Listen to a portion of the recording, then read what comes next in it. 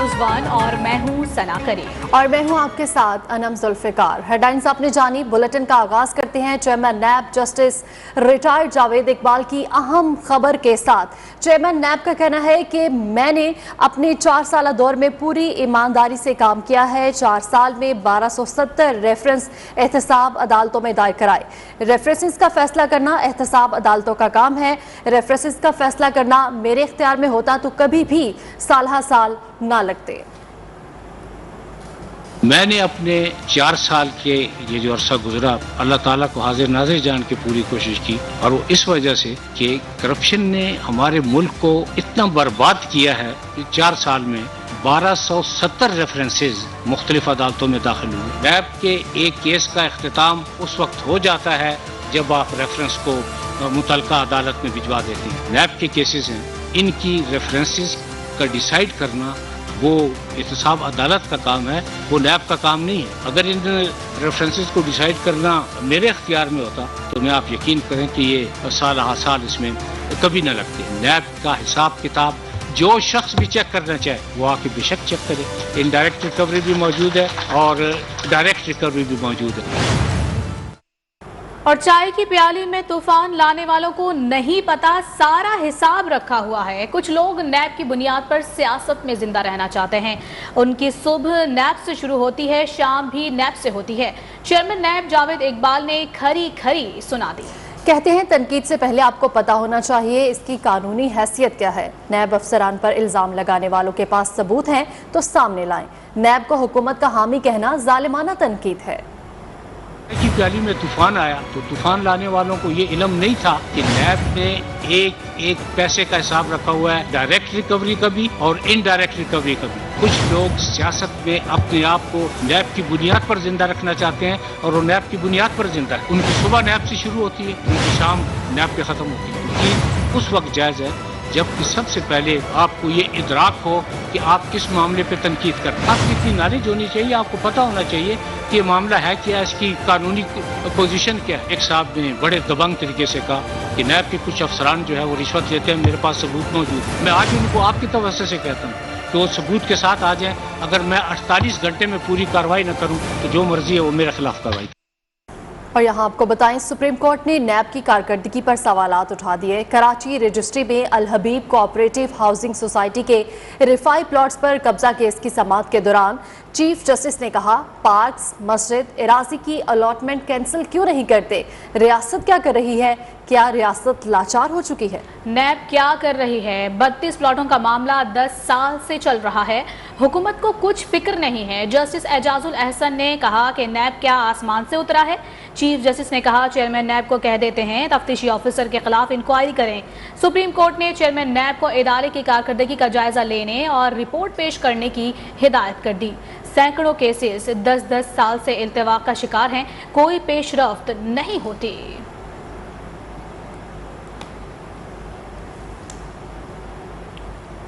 वज़ारत इत्तलात और नशरियात ने नून लीग के रहनुमा मरियम नवाज के इश्तिहारात से मुतालिक इंकशाफात पर तहकीकात के लिए कमेटी कायम कर दी है। तहकीकाती कमेटी नून लीग के दौरे हुकूमत में मीडिया को जारी किए जाने वाले इश्तिहारात में बेज़ाब्तगियों और मीडिया सेल के जरिए मनपसंद सहाफ़ियों और मुख्तलिफ मीडिया ग्रुप्स को नवाजने से मुतालिक अपनी रिपोर्ट मुरतब करेगी। ज़राए के मुताबिक मरियम नवाज की सरपरस्ती में मीडिया सेल ने कौमी खजाने से 9.5 अरब खर्च किए। मीडिया सेल से पंजाब की एडवर्टाइजमेंट को कंट्रोल करने के शवाहिद भी सामने आए हैं। कमेटी मीडिया सेल के जरिए सरकारी रकूम के गैर कानूनी इस्तेमाल का जायजा भी लेगी। खबरों का सिलसिला जारी है, यहाँ वक्त हुआ है ब्रेक का। हमारे साथ ब्रेक के बाद इस्लामाबाद से आपको अहम खबर देंगे। इस्लामाबाद में बल्दियाती इंतखाबात के लिए पोलिंग इलेक्ट्रॉनिक वोटिंग मशीन से होगी। विफाकी हुकूमत की जानिब से इस्लामाबाद में बल्दियाती इंतखाबात के लिए ऑर्डिनेंस का मुसव्वदा न्यूज़ वन ने हासिल कर लिया है। ऑर्डिनेंस के मुताबिक इस्लामाबाद के बल्दियाती इंतखाबात में ई वोटिंग भी होगी, जबकि में इस्लामाबाद की काबीना 12 रुकनी होगी। इस हवाले से मज़ीद तफसीलात जानेंगे नुमाइंदा न्यूज़ वन काशिफ रफीक से। काशिफ रफीक, इस्लामाबाद से अहम खबर सामने आ रही है, बल्दियाती इंतखाबात के लिए पोलिंग इलेक्ट्रॉनिक वोटिंग मशीन से होगी। मज़ीद क्या तफसीलात है, अपडेट कीजिएगा। जी बिल्कुल, न्यूज वन के देखने वाले नाज़रीन को हम ये बताते चले कि आज से 3 रोज कबल न्यूज वन ने ही ये खबर ब्रेक की थी कि 25 नवंबर से कबल वफाकी हुकूमत एक ऑर्डिनेंस लेके आएगी जिसके तहत इस्लामाबाद के बलदियाती इंतखाबात करवाए जाएंगे। न्यूज वन ने आज उस ऑर्डिनेंस का मसौदा हासिल कर लिया है। इस्लामाबाद में बलदियाती इंतखाबात के लिए पोलिंग इलेक्ट्रॉनिक वोटिंग मशीन से होगी। ऑर्डिनेंस में ये कहा गया है, ऑर्डिनेंस के मुताबिक इस्लामाबाद के बलदियाती इंतखाबात में आई वोटिंग भी होगी। मेयर इस्लामाबाद के लिए 12 रुकनी काबीना होगी। मेयर इस्लामाबाद का इंतखाब बराह रास्त और 4 साल की मुद्दत के लिए होगा, यानी कि 3 MNA के हल्के से बराह रास्त एक मेयर जो है वो मुंतखब होगा। म्युनिसिपल कॉर्पोरेशन इस्लामाबाद के अरकान की तादाद 70 होगी। ऑर्डिनेंस में ऐसा प्रपोज किया गया है, जबकि तरक्याती काम, तालीम, बुनियादी सेहत, पब्लिक ट्रांसपोर्ट MCA के हवाले किए गए हैं। ऑर्डिनेंस के मुताबिक पार्क, वाटर सप्लाई, सफाई का काम का निजाम और स्ट्रीट लाइट भी MCA के हवाले होंगे। इसके अलावा नेबरहुड काउंसिल जो है वो बनाई जाएगी और नेबरहुड काउंसिल की 20,000 आबादी के ऊपर मुश्तमिल एक नेबरहुड काउंसिल होगी। 10 रुकनी नेबरहुड काउंसिल में 5 जनरल मेंबर, एक खातून और एक मजहबी रुकन शामिल होगा। ऑर्डिनेंस के मुताबिक नेबरहुड काउंसिल में खवातीन की 2 सीनियर सिटीजन और यूथ का एक नुमाइंदा भी होगा। ये ऑर्डिनेंस जो है ये प्रपोज किया गया है। इस ऑर्डिनेंस के तहत जो है इस्लामाबाद के आइंदा बलदियाती इंतखाबात जो है वो होंगे। जी बिल्कुल, ऑर्डिनेंस के मुताबिक इस्लामाबाद के बलदियाती इंतखाबात में वोटिंग भी होगी और ऑर्डिनेंस का मुसवदा न्यूज़ वन ने हासिल कर लिया है। नुमाइंदा न्यूज़ वन काशिफ रफीक हमें इस हवाले से अपडेट कर रहे थे, बहुत शुक्रिया। और इस वक्त बराह रास्त आपको ले चलेंगे इस्लामाबाद, जहां पर वफाकी वुज़रा प्रेस कॉन्फ्रेंस कर रहे हैं। अभी गुफ्तगू करेंगे। पिछले हफ्ते जुमे को मैंने ऑनलाइन चारों सूबों को लिया कि हमें मॉनिटरिंग करके बताएं कि फौरी तौर आपने काश्त की जो हमने टारगेट जो रखा है इस साल 28.9 मिलियन टन, पिछले साल था 27.5 मिलियन टन, हमने 22.5 लाख टन पिछले साल से ज्यादा पैदा की। इसलिए इस मरतबा हमारा पहले बजट था कि हम 40.4 मिलियन टन इंपोर्ट करेंगे, हम सिर्फ कर रहे हैं 1.9 मिलियन टन।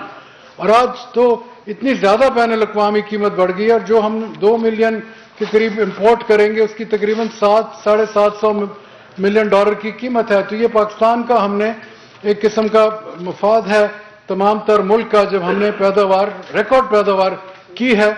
और इसका जो मैं समझता हूँ ऑनरेबल इमरान खान साहब और उनकी पूरी जो टीम है उसकी एक सोच थी। और पिछले साल से जो हम हर हफ्ते मॉनिटरिंग भी करते हैं कीमत की और कोशिश ये कर रहे हैं कि काश्तकार जिसको पिछले साल तो 1100 अरब का फायदा हुआ था, साथ साथ हो, पर हमें थोड़ा सा बैलेंस करना पड़ता है कीमतों को, वरना अगर वो बैलेंस ना तो शायद 1950 से ज्यादा हम कीमत देते, जो कि नॉर्मली शहरियों को भी आसानी हो, काश्तकार के घर पे भी कोई चीज है।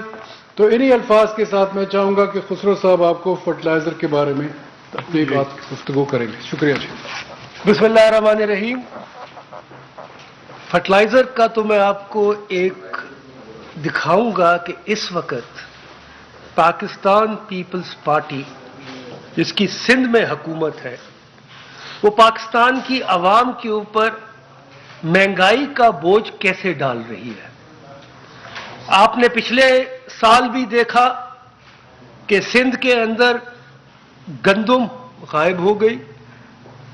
जब गंदुम की रिलीज आती है ताकि उससे आटा बना सके फ्लोर मिल्स, तो उसको भी रोक देते हैं।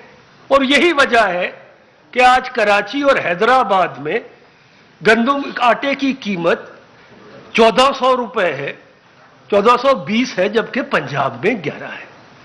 तहरीके इंसाफ कौमी जमात है, हमने उतना ही दर्द है तहरीके इंसाफ के अंदर कराची के लोगों की कुव्वत खरीद का जितनी लाहौर या पेशावर का है। अब जुल्म की इंतहा यह है कि गंदुम, हमारी आबादी बढ़ रही है तो हमने गंदुम की पैदावार बढ़ानी है, और गंदुम की पैदावार बढ़ाने के लिए सबसे ज्यादा जरूरत यह है कि हम अच्छा बीज और खाद डालें।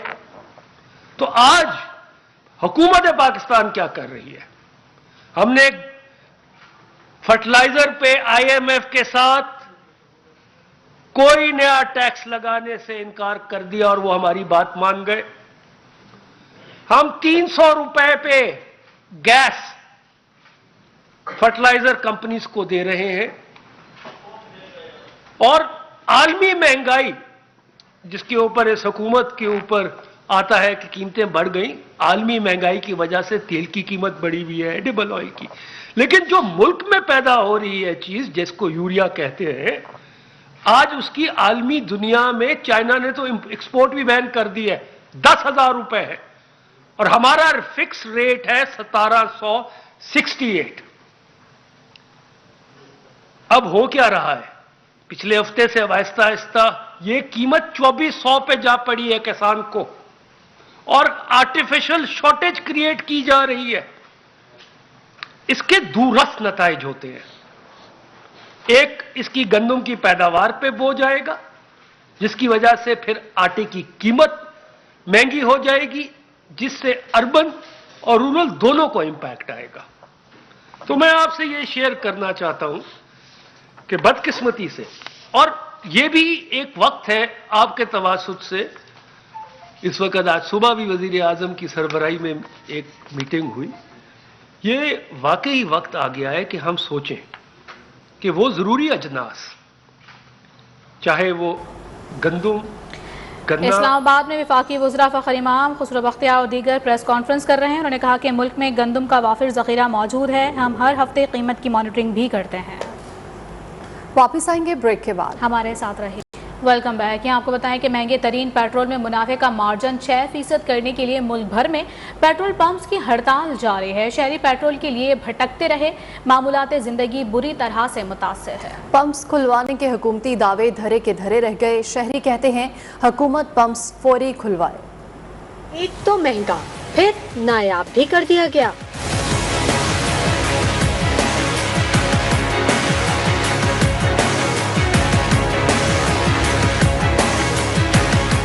पाकिस्तान पेट्रोलियम डीलर्स एसोसिएशन ने मुनाफे का मार्जिन 6% करने के लिए मुल्क भर में पेट्रोल पंप्स की हड़ताल कर दी। पेट्रोल की किल्लत के खौफ में मुब्तला शहरी रात भर पेट्रोल पंप्स पर कतारों में खड़े रहे और सुबह 6 बजते ही मालकान ने पंप्स के दरवाजे भी बंद कर दिए। पेट्रोल मिलने से मामूलाते जिंदगी मुअत्तल हो गए। शहरी पेट्रोल के लिए धक्के खाते फिर रहे हैं। अभी देखो कितना रश हो रहा है, बिला वजह में हम बच्चों के साथ हैं, तो बुरी सी बात है ना। हुकूमत को चाहिए कि पेट्रोल सस्ता करे, या इनकी मुतालबात जो है वो माने। माशाल्लाह जब से ये हुकूमत आई है मुश्किलात ही मुश्किलात है, आसानी तो इसने कोई पैदा की नहीं है। कभी लाइन लगते हैं आटा चीनी घी के लिए, ठीक है, अब पेट्रोल के लिए लाइन लगे हुए हैं, पेट्रोल है नहीं। मोटरसाइकिल वहाँ घसीट के लाए हैं यहाँ तक, यहाँ आके देखा पंप नहीं है। हुकूमत को चाहिए कि जो भी मामलात है वो टेबल पे बैठ के सेटिंग करे, लेकिन अवाम को परेशान तो ना करे। सारे परेशान है, ना कोई आ सकता है ना जा सकता है, रात के हम परेशान हैं जी। तो आवाम तो जलील हो रही है। मैं सुबह का 4-5 पंपों में मैं चक्कर ला चुका हूँ और सारे सील खड़े कहते हैं नहीं मिल रहा, जाए। मैंने अभी एयरपोर्ट जाना था, पेट्रोल नहीं मिल रहा, जो था वो भी ढूंढते ढूंढते खत्म हो गया है। ओगरा और पीएसओ ने आज पंप्स को हर सूरत खोलने का ऐलान किया था, लेकिन हुकूमती रिट कहीं नजर नहीं आई। पीएसओ का भी कहना है कि उनके मुल्क भर में सिर्फ 23 पेट्रोल पंप्स हैं जो खुले हैं। कलील तादाद में पंप्स के बायस वहां गाड़ियों और मोटरसाइकिलों का रश लगा हुआ है। कराची में पेट्रोल पंप्स की बंदिश से शहरी परेशान है। नुमाइंदा न्यूज़ वन बदियुज़्ज़मान ने अपनाया मुनफरिद अंदाज। अवामी मुश्किलात को उजागर करने के लिए साइकिल पर दफ्तर आ गए। माजरा आखिर है क्या, आप भी देखिए। बिल्कुल जी, पेट्रोल पहले महंगा हुआ, फिर और महंगा हुआ, और अब तो है नायाब। क्योंकि सुबह से जो है लोग भी जो है लाइनों में लगे हुए थे, मैं भी लगा हुआ था, लेकिन पेट्रोल नहीं मिला। इसी वजह से आज मैंने सोचा कि फिटनेस हो जाएगी और साथ में साइकिल में दफ्तर चले जाते हैं, ताकि पेट्रोल तो मिल नहीं रहा। तो इसी वजह से मैं साइकिल पर अब निकल पड़ा हूँ। देखता हूँ कि कितनी देर में पहुँचता हूँ। वैसे तो मैं बाइक पर अगर हूँ तो 15 से 20 मिनट में ऑफिस पहुँच जाता हूँ, लेकिन साइकिल में एक तो मुझे फिटनेस भी हो जाएगी और साथ में दफ्तर भी पहुँच जाऊँगा। और क्योंकि अब जो पेट्रोल है वो नामुमकिन सा हो गया है, महंगा भी था, उसके बाद अब जो है लाइनों में लगे रहो, पेट्रोल मिले नहीं, तो ये बहुत ज़्यादा परेशानी का सबब था। मैं जा रहा हूँ अपने ऑफिस, देखते हैं कितनी देर में पहुँचता हूँ।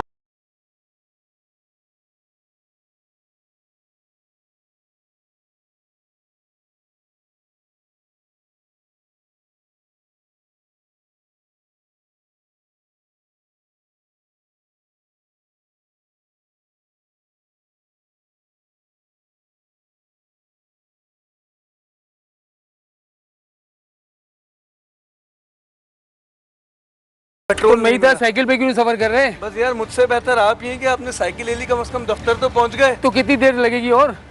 ये तो मुझे नहीं पता, तकरीबन आधा घंटा और चलना पड़ेगा। आधा घंटा? चलें भाई, आप जाएं पेट्रोल के ट्राई करें, मैं तो साइकिल ले लेता हूँ तो शायद थोड़ा बेहतर।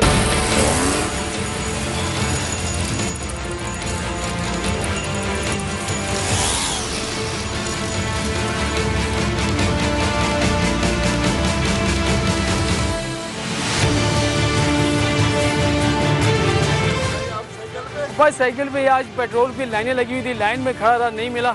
मैंने कहा साइकिल भी चलूं, वर्जिश भी हो गई, तो दफ्तर भी 20-25 मिनट लेट पहुंचा, लेकिन पहुंच गया।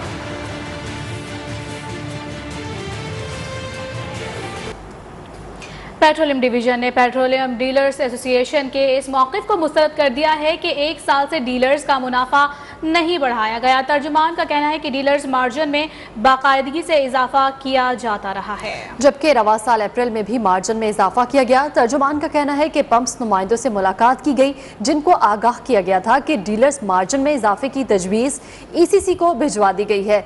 डीलर्स एसोसिएशन ने मुतालबा किया कि डीलर्स एसोसिएशन अवाम की मुश्किलात का एहसास करे और हड़ताल खत्म करने का ऐलान करे। खबरें और भी हैं, शामिल होंगी इस ब्रेक के बाद। हमारे साथ कम बैक। और अभी आपको बताएं, कराची में अमरीकी काउंसलर ने Mehran university of engineering and technology Hyderabad और उसके होनहार तालिब इल्म को मुबारकबाद दी। ट्वीट में लिखा, तालिब इल्म मोहम्मद रहमानी को कंप्यूटर साइंस में सबसे बाअसर मुहक्किकीन के तौर पर नामजद किया गया है। कराची में अमरीकी कॉन्सुलेट की Mehran university of engineering and technology Hyderabad और उसके होनहार तालिब इल्म को मुबारकबाद। ट्वीट में लिखा कि तालिब इल्म मोहम्मद रहमानी को कंप्यूटर साइंस में सबसे बाअसर मुहक्किकीन के तौर पर नामजद किया गया है। इसी के साथ ही न्यूज़ स्टूडियो से फिल वक्त इतना ही। मजीद खबरों और अपडेट्स के लिए विजिट कीजिए हमारी वेबसाइट news1.tv। देखते रहिए News1।